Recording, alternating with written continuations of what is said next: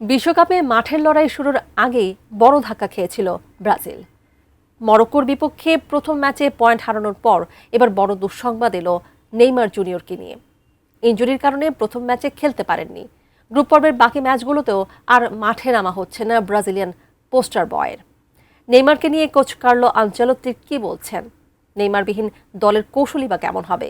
বিস্তারিত জানাচ্ছেন বদিউজ্জামান মিলন।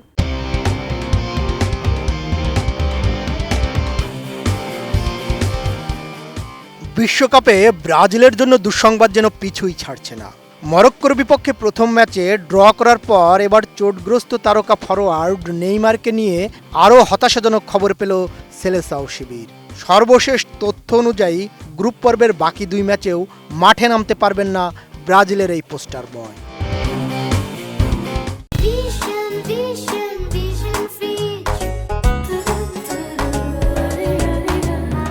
আন্তর্জাতিক গণমাধ্যমের প্রতিবেদনে বলা হয়েছে ৩৪ বছর বয়সী নেইমার এখনও পুরোপুরি অনুশীলনে ফিরতে পারেননি। গত ১৭ মে ব্রাজিলিয়ান ক্লাব সান্তোসের হয়ে খেলতে গিয়ে কাপ মাংসপেশিতে গ্রেড 2 ইনজুরিতে পড়েন তিনি। সেই চোট থেকে পুনর্বাসন প্রক্রিয়া এখনও শেষ হয়নি। বিশ্বকাপের জন্য ঘোষিত ব্রাজিল দলে জায়গা পেলেও এখন পর্যন্ত মাঠে নামা হয়নি নেইমারের। মরক্কোর বিপক্ষে প্রথম ম্যাচে তিনি বেঞ্চে থাকলেও ম্যাচে খেলতে পারেননি। সোমবারও দলের অনুশীলনে অংশ নিতে পারেননি এই অভিজ্ঞ ফরোয়ার্ড। ব্রাজিল দলের মেডিকেল বিভাগ নেইমারের সর্বশেষ শারীরিক অবস্থার মূল্যায়নে নতুন করে পরীক্ষা নিরীক্ষা করেছে। তবে প্রাথমিকভাবে ধারণা করা হচ্ছে হয়তো স্কটল্যান্ডের বিপক্ষে গ্রুপ পর্বের ম্যাচ দুটি তিনি মিস করবেন। দলের চিকিৎসকরা তাকে নকআউট পর্বের জন্য প্রস্তুত করার পরিকল্পনা করছেন। বিষয়টি নিয়ে ব্রাজিল কোচ কার্লো আনচেলত্তি বলেছেন, নেইমার দ্রুত সুস্থ হওয়ার জন্য সর্বোচ্চ চেষ্টা করছে।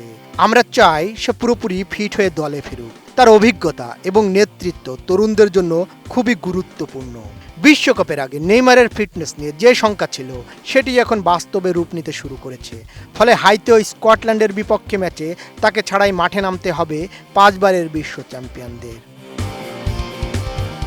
নেইমারের অনুপস্থিতি ব্রাজিলের আক্রমণ ভাগে বড় প্রভাব ফেলতে পারে বলে মনে করছেন বিশ্লেষকরা। তবে সমর্থকদের আশা গ্রুপ পর্ব পেরিয়ে নকআউট রাউন্ডে দলের সবচেয়ে বড় তারকা ফিরে এসে আবারও নেতৃত্ব দেবেন শিরোপা জয়ের অভিযানে। বদিউজ্জামান মিলন, এটিএন নিউজ।